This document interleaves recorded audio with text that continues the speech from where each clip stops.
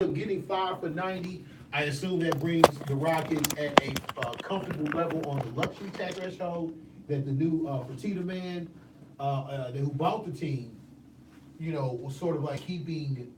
He wanted to stay at a certain luxury threshold. That's why he let Trevor Ariza go. That's why they let Luke Mbamute go. So the Rockets in their offseason got Carmelo Anthony, re-signed Clint Capella.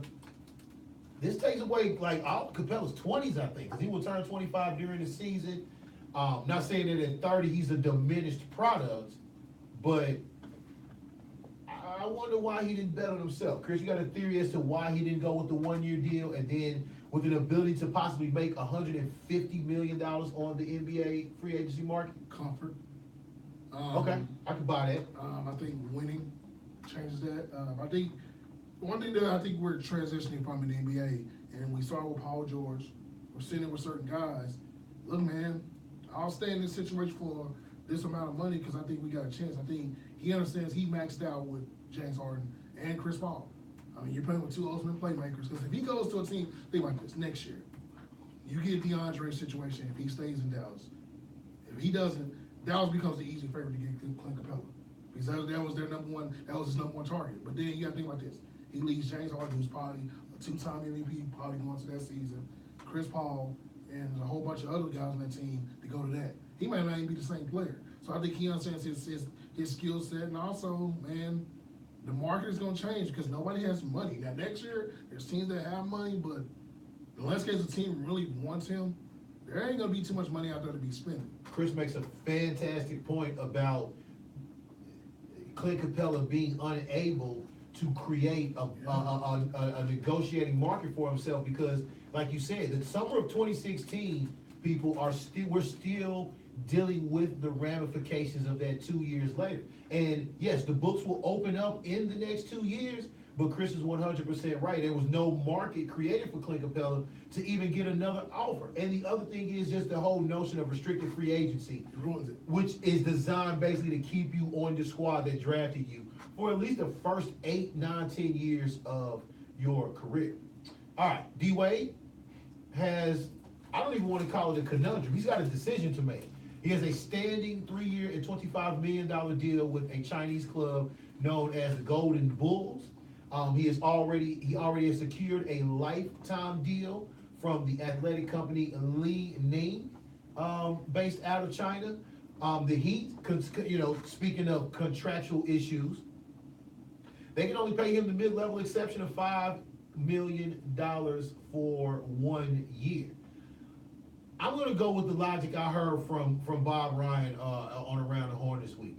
That 3-year deal for China will be open for D-Wade in 3 years. It will be open and available for D-Wade in 2 years, okay? Now, we keep bringing up, Stephon Marbury. Look, Stephon Marbury went to China needing a life renaissance. He needed a whole, last time we saw him in America, he was out there eating Vaseline and crying on camera, okay? So he needed a 180 change. So he goes over to China and all of a sudden is like the greatest American ever, okay? Because he's got the movie, he had the musical, he got the museum.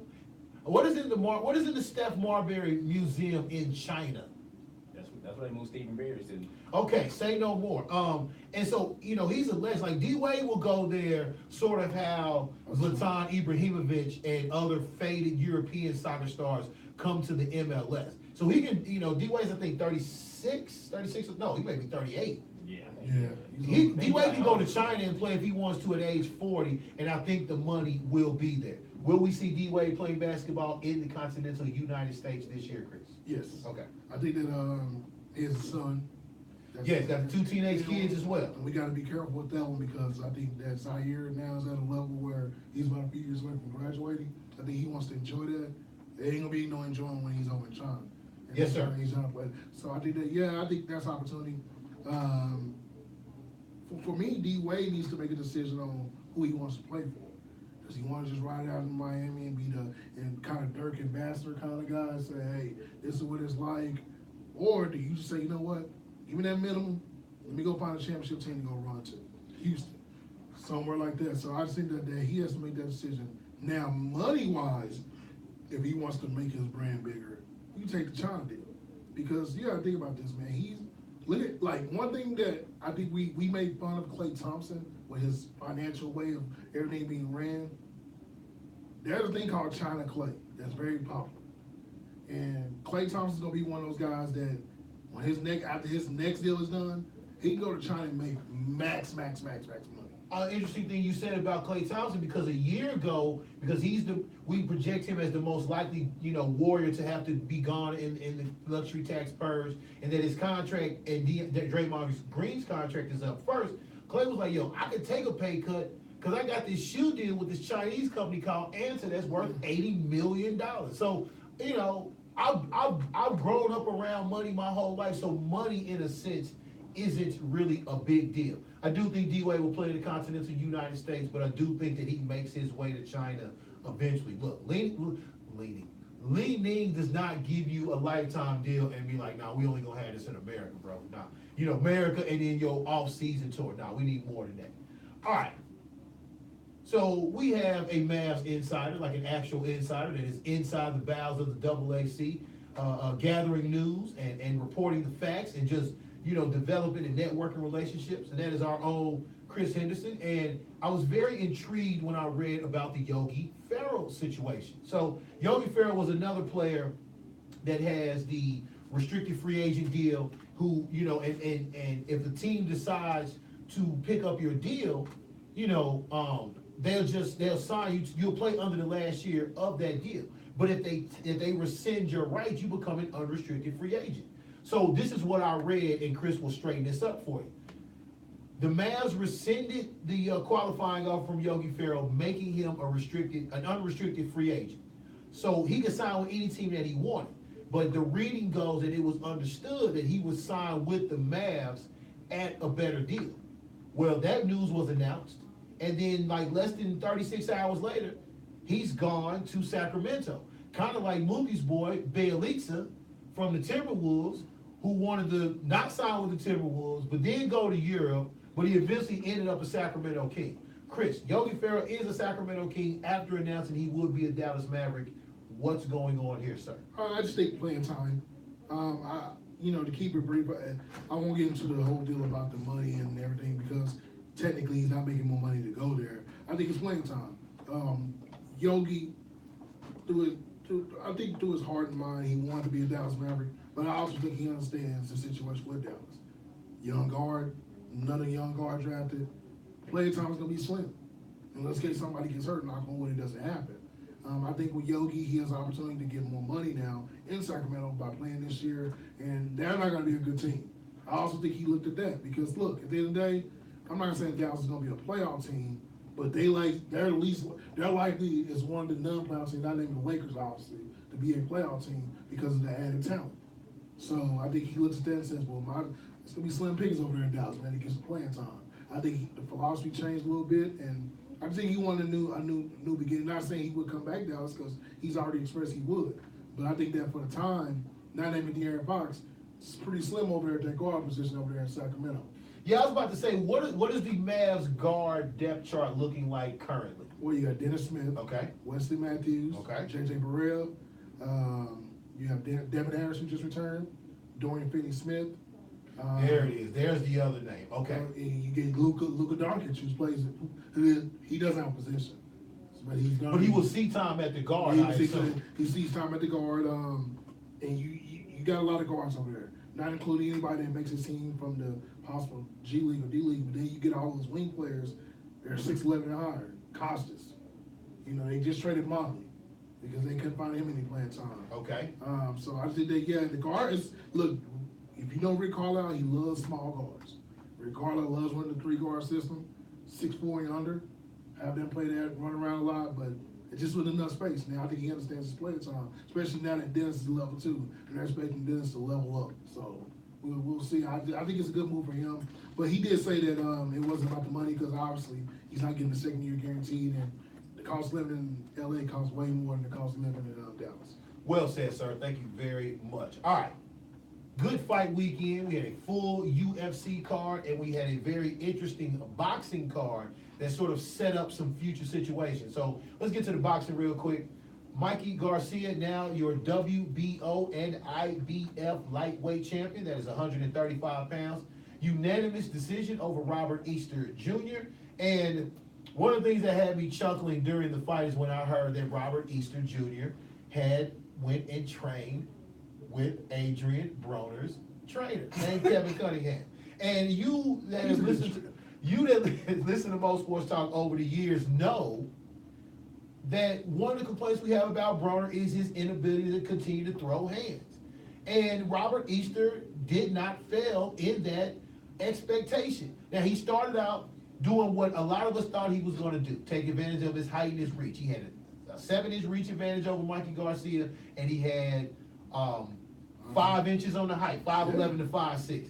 And the jab he was working outside, the jab was going, and I think Jim Gray asked Mikey Garcia, what is the number one thing he has to do in this fight? And Mikey Garcia said, yo, I got to figure out the height and the reach. Once I figure that out, I'm good to go.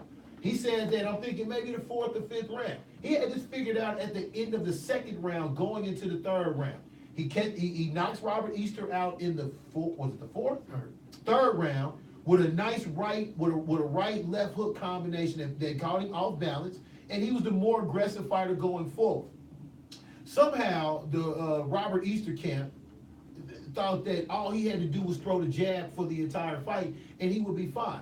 It only took them to the 6th round to say, hey, man, you got to throw something else after. Or you got to come with the right after the left jab, okay? You've established the jab, but you did nothing afterward. So Mikey Garcia is now a lightweight champ in 2 alphabetical groups. He has still state claims to want to fight Errol Spence Jr. after this fight. And for me, I say, son. I may quote the great Lee Corso, and not so fast, my friend, okay? Because a far better fighter in class, technical ability, and power in Errol Spence will school you, my man. And you are a great fighter, not taking that away from you. But to jump up 12 pounds in weight is something that I would not recommend. And also, one time for King Kong Ortiz, a beautiful right hook, left straight combination to knock out some big dude whose name I can't pronounce right now in the 2nd round. Quick work done by King Kong as he tries to move his way back up the heavyweight ranks. Chris, the boxing weekend, your thoughts, please. As I told you guys last week, I had predicted this. Yes, sir. I said he's gonna get hit one time, and then everything's gonna change. I said, and look, I love how everything's gonna change. and look, I am a true, as you guys know, I am a diehard of Robert Easter. I had to talk about this kid when he was in the junior leagues and on Golden Glove. I said he's the next thing. I compared him to Tommy Hearns, like his ability to do certain things. But I just knew Mikey Garcia. And one thing about the weight, which I'll explain that. But I think that Mikey Garcia, from a standpoint, he's disciplined. He understands what he can do. We also need to give Mikey Garcia a little credit about his chin. I think one thing that people try to discredit because he hadn't fought anybody technically, he might not can take the punches.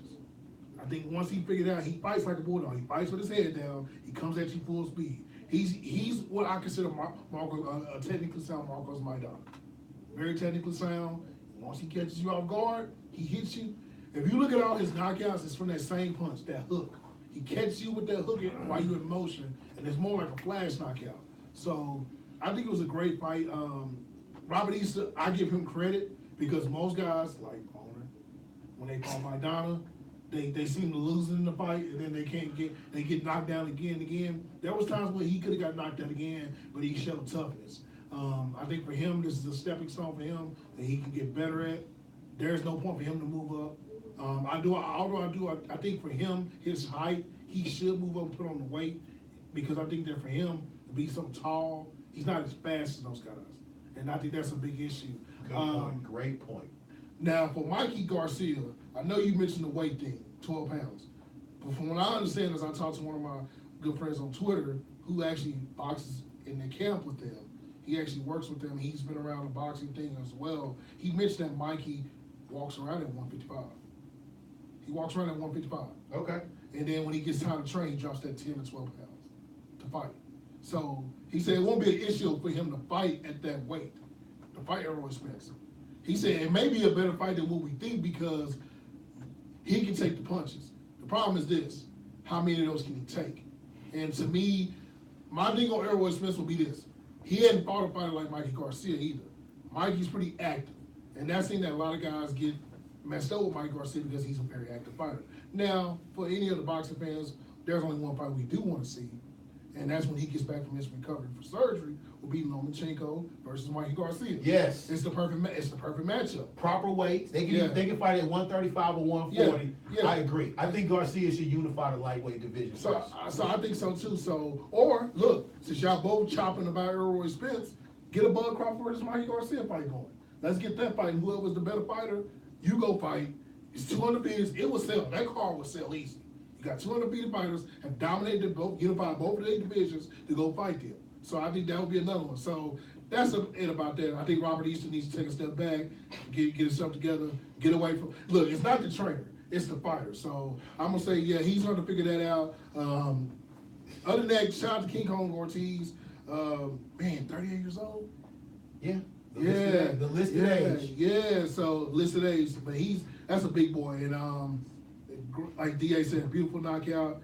Look, man, I think he should fight Joshua because I think that with his power, unlike Wilder, because he couldn't knock out Wilder, because Wilder can take the punches. We've seen Joshua get knocked down by Klitschko. Yes. And that ain't the Klitschko the same power. So I want to see that fight. But other than that, like I said, it's a good boxing weekend. We got some crazy stuff, which we'll talk about next week. But I'm very impressed with Mike Garcia. Like I told you guys, I didn't really have a winner for that fight, but I just thought that if you had to tell me who had the better fighter, look, we have to get out of this stage thinking Mike Garcia is overrated. He is a tremendous fighter. To me, he is one of the 5 to 10 best fighters in the world. And I think he deserves that kind of praise. He went in disciplined. And also, after the fight, one thing I love about that is this. After the fight, don't get all choppy, get all brash. He did say that Robert Easter taught him how to fight bigger guys. Because he had to go train against guys 6 foot tall that were bigger. So that's another thing we need to look at. There's already been stories that he was actually sparring against light heavyweights because of the height. They can't find a guy 5'11", 6 foot, or 6'2" that's 130 pounds. So I think that's something that we have to look at. And I think that, look, I'll be all for the Errol Smith fight, but I also think that Errol Smith needs to find somebody to fight because Mate over in England and Overbite over here needs to figure out what they're going to do. Because Danny Garcia, as my man Errol Smith said, and I'm going to pass over the move, as Errol Smith once said, it's funny, every time when I'm in the middle of a fight, these two come running out talking, but then when they ain't got no fight no more, they quiet.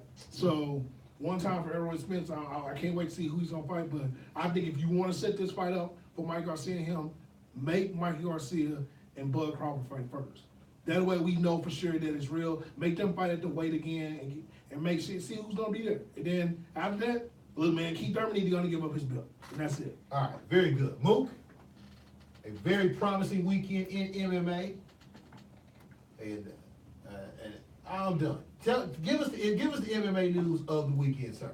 So, UFC on Fox 30 was in Calgary. Oh yeah, also, before I start, shout out to the great Bret the Hitman Hart, who was at UFC on Fox and got the rightful standing ovation that he deserves. Thank you, sir. Calgary's own, you know what I'm saying? Great Bret the So Hitman shout out to Hart. Bret Hart being there. It was a 4-fight main card, and like I told you before we even got here, I forgot that Joanna was even fighting, but she did fight Tisha Torres in the strawweight fight. She did end up winning by unanimous decision.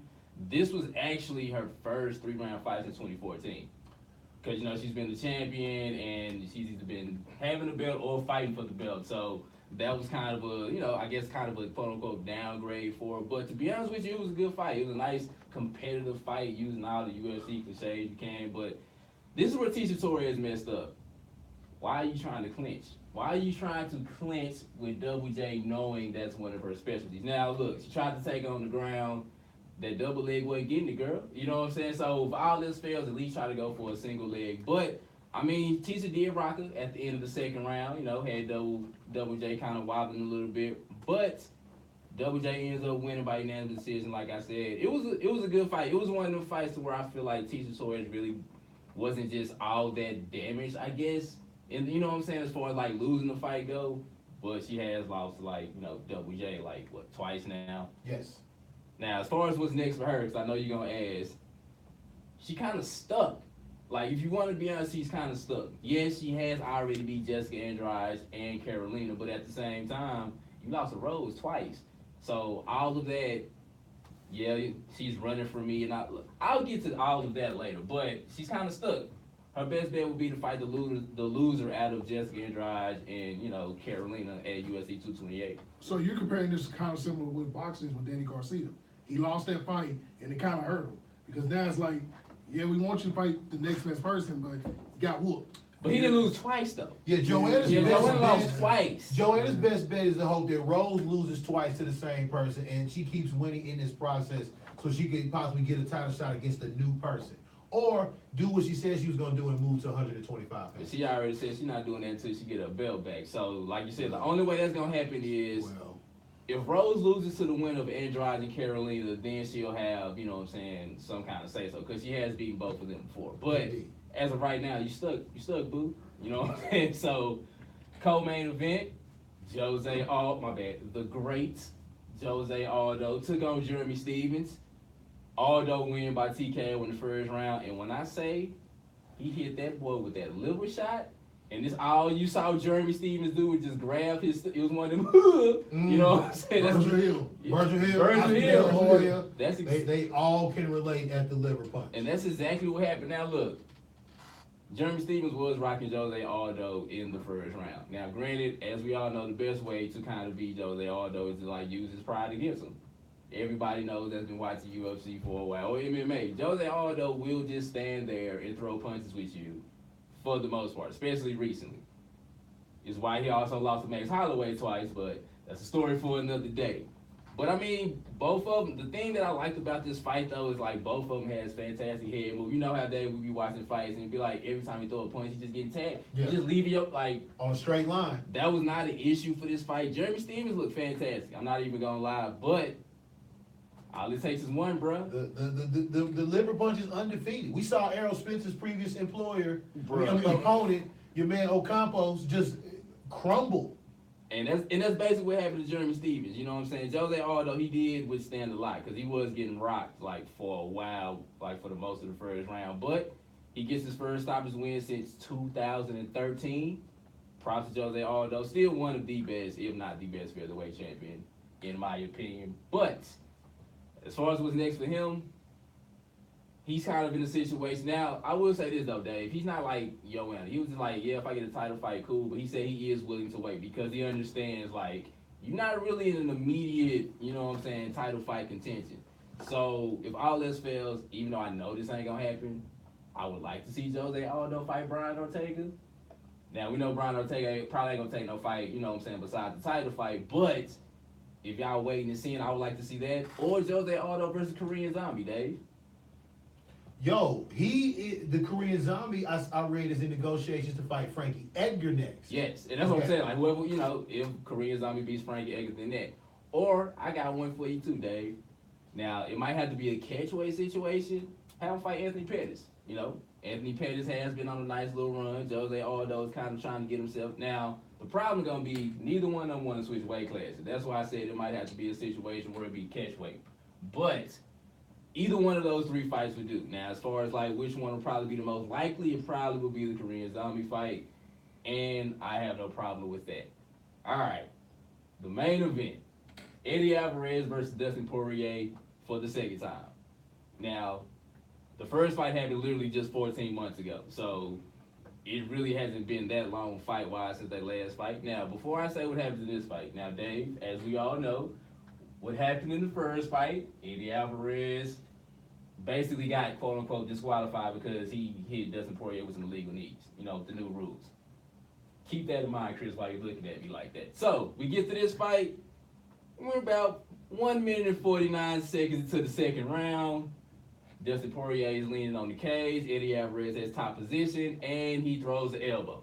Just like this, straight up and down. It was Mark stopped it, stood him up, and basically it's an illegal elbow. It's kind of a 12-6 elbow. And basically what that is you're not allowed to go straight up and down with an elbow. It has to like have some kind of either angle or some kind of turn to it. So what he did was like he did that and he elbowed him right in his pecs. Now, Dustin Poirier said he didn't feel it, but at the same time it's still an illegal move. They ended up getting stood up. You know, Eddie Alvarez was complaining. Now, this is where the funny part happened. So, referee gets him out reset, explains everything. Next thing you know, Dustin Poirier hits Eddie Alvarez with a mean knee, Dave. You know how it always starts with a head kick? Nah, this time it started with a knee to the gut. And then Eddie Alvarez went back, and it was just bink, bink. It was just punches and kicks after that. Dustin Poirier ends up winning by TKO in the second round.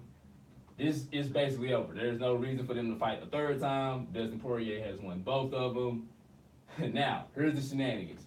Eddie Alvarez, you have been fighting too long, bro, for you to do 2 illegal moves in 2 separate fights.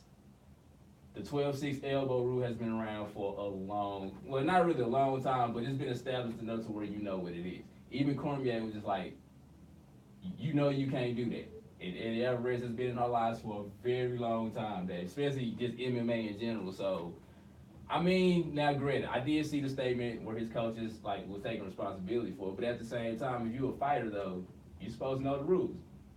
And if all you had to do, Dave, now it's like a situation where all you had to do is turn your elbow a little bit. It ain't have to be like one of them crazy, like he just went straight up and went straight down like that. You know what I'm saying? Can't do that. He complained, you still lost. Now, they trying to use that as the reason that he lost the fight. To be honest with you, even when he had top position on Dustin Poirier, you still wasn't gonna win the fight because you wasn't really doing that much with it. So Dustin Poirier ended up winning. Now look, bro, this is the only bad thing about Dustin Poirier right now. You in that lightweight division. It's a lot going on. Pretty crowded up there. And granted, he has beaten 4 champions in his last 4 fights. You know what I'm saying? So you would think that would get you, but Khabib Conor is pretty much already set in stone. So everybody else must wait. Yeah, I mean, the only fight he could probably, if Tony Ferguson ends up, getting healthy, maybe he fights Tony Ferguson or he fights Kevin Lee if he makes weight. So that's really the only thing that I can see Dustin Poirier doing is fighting Tony Ferguson or Kevin Lee because you don't have to wait. That division is kind of crowded right now. So you're going to have to wait. All right, very good. Take 2 minutes and give us a quick primer on UFC 227.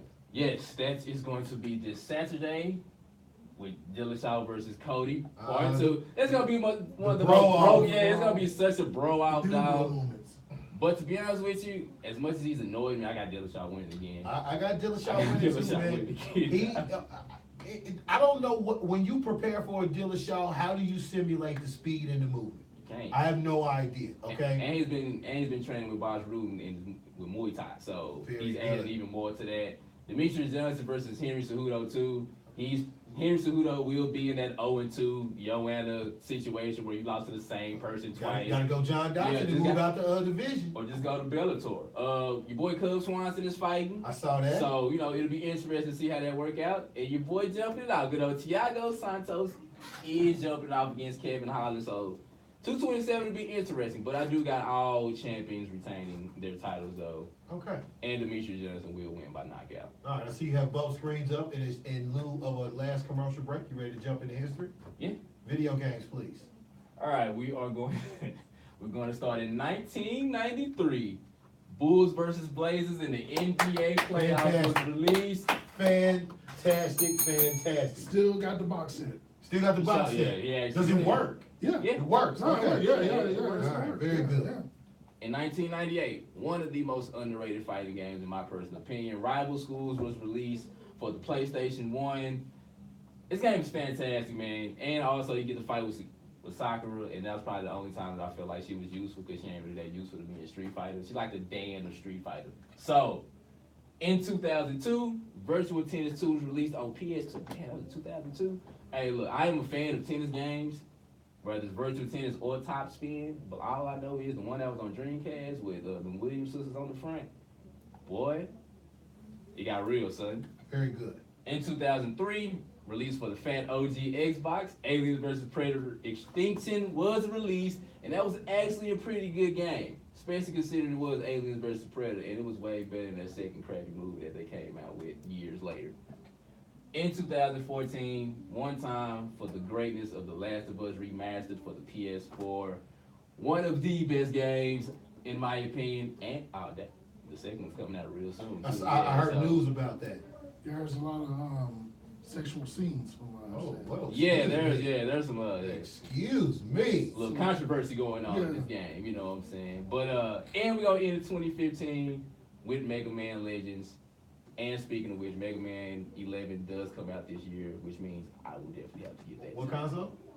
PS4 and Xbox One. Is this still the Capcom vein? Yes. Very good. All right. There is some history. The very first World Cup final was played on this date in 1930. Uruguay beats Argentina 4-2. 1932, the 10th modern Olympic Games opens up in Los Angeles, and by 2028, LA will be the first city to host 3 Olympic Games. They hosted in 1984, and they will host in 2028. Some of you feel drug test gonna happen Oh, well, this is gonna be smoking a lot of weed. in that booger.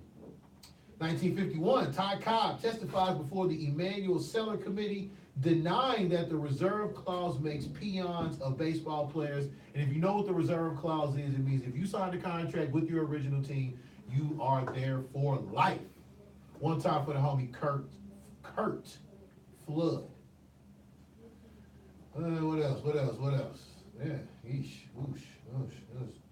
Texas Rangers, Jim Bibby, no hits to first place Oakland A's 6-0 on this date in 1973. In 1978, Hendo's Montreal Expos beat Hendo's Braves 19-0 on 28 hits and an NL record tying 8 home runs. 19-0. What year was this? That was 1978. It's like Andre Dawson. Yeah. 1982, the Braves removed Chief Nakahoma to make room for more seats. But they didn't remove him from the hat. 1988, Cincinnati Reds pitcher John Franco, former Mets great and breakfast access at the left-handed soiree, sets a record of 13 saves in 1 month. In 1990, George Steinbrenner, the late great George Steinbrenner, is forced by Commissioner Faye Vincent to resign as principal partner of the New York Yankees because he basically hired some dude to spy on some of his players. What? Also, on this day in 1995, Richie Ashburn and the great Michael Jack Schmidt enter baseball's Hall of Fame. We would be remiss if we didn't honor Vlad Guerrero, Chipper Jones, Jim Thome as they enter the Major League Baseball Hall of Fame. Glad made it this clear year. he's going in this. Damn right he did. All right, very good. On this day in 1996, Tommy Lasorda retires as the manager of the LA Dodgers. Had a nice video game too, the end. I love the sound of when you got a yeah, great I forgot. hit. That whack is one of the great video game sounds ever. And finally, GM, also known as Chevrolet, signed a record-breaking 7-year, $559 million sponsorship deal, English Premier League club, Manchester United. So when you see that big-ass Chevy logo across the damn shirt, By the way, they sell those jerseys at my job. really I can get my name on the back. interesting. Do you get the one with the collar on the sleeve as well? Because they got sponsors everywhere. I'm just picturing his custom-made jersey. Oh yeah, so Mook, imagine a salmon-colored Manchester United road kit with a Chevrolet logo on it. What you got, Chris? All right, before we get into the famous, not that many famous birthdays today, but this is a quick music one today. Well, in 1996, there was an album release. Everybody? Today there was an album release one time for Q-Tip, The Fife, and Ali Shaheed, Beats, Rhymes, and Life. Nice. Released today. Very good. Very good. So one time for that. So let's get into these famous birthdays real quick. All right. Former NBA center for the Washington Bullets and the Seattle Supersonics. One time for Jim McElvain. Any Jim Yo, McElvain? okay, so Damn. Gary Payton and Sean Kemp basically blamed the demise on the Sonics for when Jim McElvain was given that 7-year, $35 million contract in like 97, I think. Former German footballer and manager, born out of West Germany, Jurgen Klinsmann. Former USA national coach, former German national coach, former Bayern Munich manager. All right. Let's see what else we got here. Here, I got one. Happy Okay. birthday, Bud Selig, born on this day in 1934, former Brewers owner, former MLB He's commissioner. gonna always be known as the person that made a $10 All-Star game. and he's a Hall of Famer. Yeah. And also, just real quick, Terry Crews turns 50 today. One time for Terry Crews, and listen, man, for all the ish y'all giving Terry Crews, I guarantee all y'all would have knocked that white dude out, man, had he grabbed your dick. Okay. He 50? Yeah. Yeah. Former NFL great. Jimmy Rivera. The man in the middle, Bill Cartwright, former Knicks and Bulls center, born on this day in 1957. All right. Hope Solo, she's 37 today. Keep your hands to yourself. Keep your hands to yourself, please do. Former Ranger coach, former Pittsburgh Pirates manager, Clint Hurdle, born on this day in 1957. All right. Turned 47 today. Was definitely a part of the late 90s staple of funny weirdo movies. Tom Green. His birthday is today. Tom Green, does he still tour? I mean, like, do we go? He just does weird stuff. He just does weird stuff. Yeah. Like Tom, like my bum is okay. Yeah. That was his song. Just think about that. Former Buck, former Dolphin, one of the rare punters of a darker hue, Reggie Roby, born on this day in 1961. Close All right. enough, Reggie. Greatest upon greatness. I think Don would appreciate this birthday today. Don't you lag? That's all I know he talking about. But this birthday is definitely he up that Batman series. Christopher Nolan. Shout out to Christopher Nolan. Shout out to the Nolan verse, man. I thought you were about to say Val Kilmer or something. Most sports talk favorite, and most importantly, DA favorite, Robert Porsche, I know. born on this day in 1969. You didn't believe me when I said yeah. I was like, he was like, what? Like there was a time when like Robert Porsche, Simeon Rice on them led the league in sacks. We have to acknowledge that. I'm done. Because we don't look back and say DeMarcus Lawrence led the league in sacks one year. We're all like, what? She has a cool name. Joey Badass had a song named after her. One time for Hillary Swank. Oh, Oh. okay. One time for Hillary Swank. This is in the Chris wing of things. Former NHL right winger of the Vancouver Canucks, Marcus Naslund, born on this day in One time 1973. Marcus with a K. Yes, Marcus with a K. Yeah, Yes, sir. one time Marcus Naslund. All right. She's an actress. She was on Independence Day. That's where she got a big break at. As we know, one of our favorite memes, Curtis loves to make fun of her, poke fun at people. He's one of the people to poke at her a lot. Vivica A. Fox. He poked that after. Never mind. He does. He pokes at everybody. He poked that after he poked her. Yeah. LeBron James' first team with the Miami Heat. Do you know who their starting point guard was? Carlos Arroyo. Carlos Arroyo, born on this day in 1979. Oh, damn, I was right. Yes, you were exactly right, sir. All right. Henry Ford. His birthday would have been today. The car guy? Yeah. All right, no Henry Ford, no Ford Focus. That's true. And that's all True. we see. True. All right. All right, I'm done. My page is done. All right. Your turn. Well, this guy's greatness. He's currently governor of California. He has a pretty much great movie. All-time slogan, I guess you could say. Meathead, which Future. Okay, meathead. that could be all. You know that ruined my whole day. Think about that. Okay, so breaking news: before he was Future and after he was Nevadius, he was known as Meathead. Yeah, like Go back and look for the 2003 XXL. you see how banging that shirt was. He had It was huge, dog. But he's always went by, free bands though. The bell was free bands though. turning 71 today. Arnold Schwarzenegger. Get to the chopper. Yo, bro. Okay, so somehow one of the cable companies are running Predators out the ass. Because we saw part 2 that one day, right? Yeah. So they had the original one on, and he yelled to her to get to the chopper. That show the one with Lawrence Fishburne on Sci-Fi Channel yesterday. I'm done. You finally caught up with me, huh, big dog? I'm done. Like, that's when you tell the predator before he kill you. You finally done caught up with me, huh, big Yo, dog? man. Somebody said they killed the Carl Weathers character early so he get to shoot Action Jackson. That's the only thing. Bro, you died during Happy Gilmore but lived in Action Jackson, bro. You guys like Lisa Kudrow from Friends? She's sort of funny. Yeah, she, All right, well, her birthday's today. Sneaky old, by the way. She's like in her 50s, right? Yeah. 55. Exactly. Hey, man. Put your hand material elsewhere, sir. Rapper King Lil G. No. Ice Fish JJ Fish, his birthday's today, he's 24. He's only 24. That was like 4 or 5 years ago. Oh, he's 24. Yeah, do it. I take my what's the name off, but I still be talking to the mic. So, it looks like that's it for birthdays. All right, bye-bye birthdays. Any significant events happen on this day? Nothing really, but what do you guys got, since we got like 3 minutes, what do you guys have for the birthday? I mean, like just going forward the rest of this week.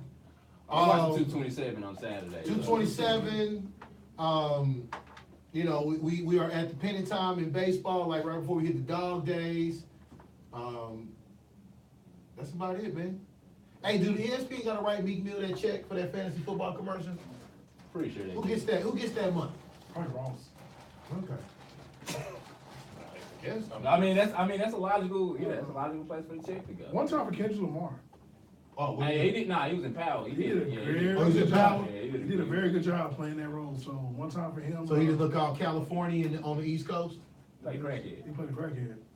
Oh. And his voice. See, the thing is, his voice fits that perfect. Yeah. So y'all saying Kendrick got a crackhead voice? Well, He did have an R. Kelly I Wish video, have braids, have, you know what I'm saying, fro, Yeah. so, you know. But, Is that what we calling it now? by the way, did you guys hear the R. Kelly song, the 19-minute song? I'm just asking, did you guys hear it? Thank you for tuning in to Mo Sports Talk. We will be back next Monday. Thank you, Never mind. Montana. Thank you, Mookie. Thank you, Hendo. We don't support R. Kelly, I guess. Bro, no, I'm just saying, dog, like, Robert Sylvester of Kelly. course his return song would be 20 minutes long. Let's get out of That's here. older than the women he like. You guys are so wrong. You was that You the one that brought it up. Who opened up the R. Kelly door? Again, go look at the cover. Go look at the Aaliyah cover and then go from there. I'll get you You know, Chain smoking them a James. That's it. Y'all listen to the new R. Kelly. you gotta listen to it? No! Now I just heard the snippet they played on the Breakfast Club. He said, you know how you get mad, so his voice start getting right? Yeah. You stupid mother. By the way, the budding joke of these two is when Benji Wilson died. And then R. Kelly really. bro. He gonna put that on us, Bro! No, because I didn't laugh at that one. Yes, You know which one I laughed at. You know which in one. both of them. No, I did not laugh at that one. Caesar? A what? What he died of? What? Yeah, the Caesar? Yeah, that Lynn Body story kind of messed up.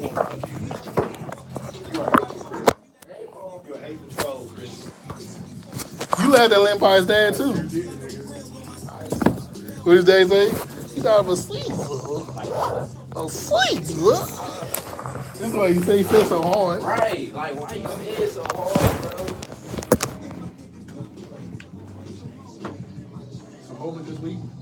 Alright. The camera this week.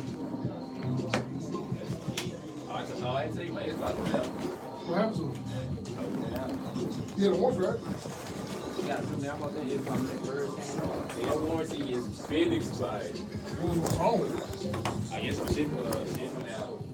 How? Yeah. Yeah, we are shit.